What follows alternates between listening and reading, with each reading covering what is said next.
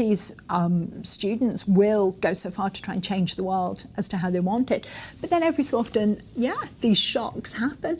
And every so often, I think, like I said, Trump and Brexit being prime examples, students, and not just students, I think even more to the point, academics, administrators who are working in universities, then have this complete and utter shock when they're confronted with the fact that not everybody thinks the same way as they do. Right.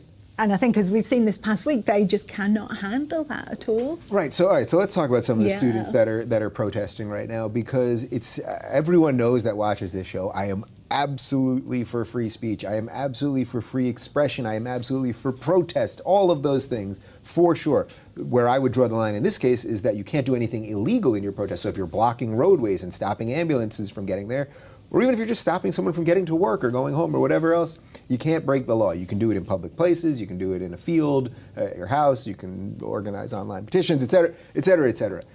What seems scary to me about what they're doing, for putting the legal part aside, because they are blocking roadways and things like that, is that they're protesting right now. They're not protesting an issue.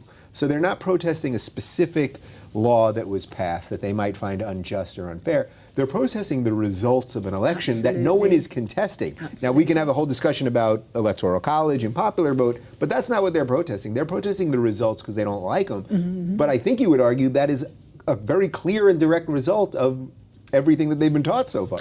Absolutely. I think you give them too much credit when you use the word protesting. Yeah. I mean, You're going to turn me into, I'm going to be a little darker after this. Sorry. I think it gives them, it kind of gives it too much status to term this a protest. I mean, I think it's something far more, and I'm going to sound like a horrible person here, but I think it's much more akin to a toddler tantrum. I mean, I was very involved with politics when I was at university, but, you know, we never had cry-ins. We never had primal screams. Right.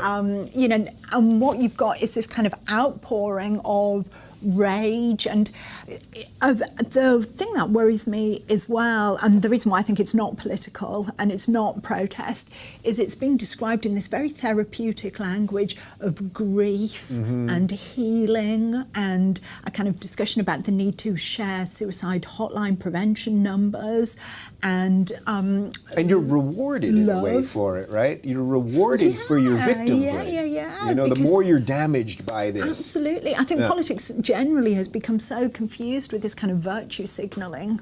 And again, I think you saw this very, very much in the UK with the whole kind of leave and remain in the EU thing.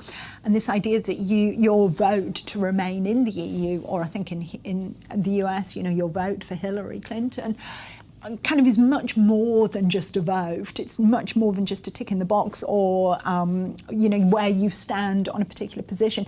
It's about you. And you see this in, for example, Lena Dunham's. Yeah. Guess what? Not going to Canada.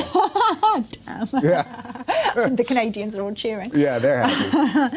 But this idea that all of these things that go on in the world are all about them. It's all about me. Yeah. And so if something happens that I don't like, you know, I am devastated. I need to heal. I need to grieve. I need to cry. So the pain is all about them, but the excuse is always about someone else, right? Because I even saw Lena Dunham tweeted the patriarchy and all that, because I saw she tweeted just a couple days ago, or right before the election, something about how evil white men and blah, blah, blah. But my dad was an evil white man, and they're all evil. And it's like, so you can revel in the pain. That gets you very high up in your virtue signaling, so that's great.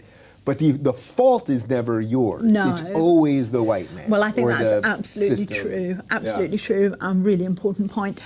But so I think it's not protesting. It's this kind of just outpouring, nebulous outpouring of nothingness, as far as I'm concerned, other than look at me, look at me. Yeah. So I wouldn't gratify it with the label of a protest. But then I think the second point that you make is absolutely spot on, because what they're essentially doing is complaining about people. Complaining about the decision that people made in that election box. And they're not saying, there's no sense of analysis. Where did we go wrong? Why didn't we convince people? There's no sense of reflection to think, well, why don't people agree with us? It's just, we don't like these people who voted differently to how we wanted them to vote.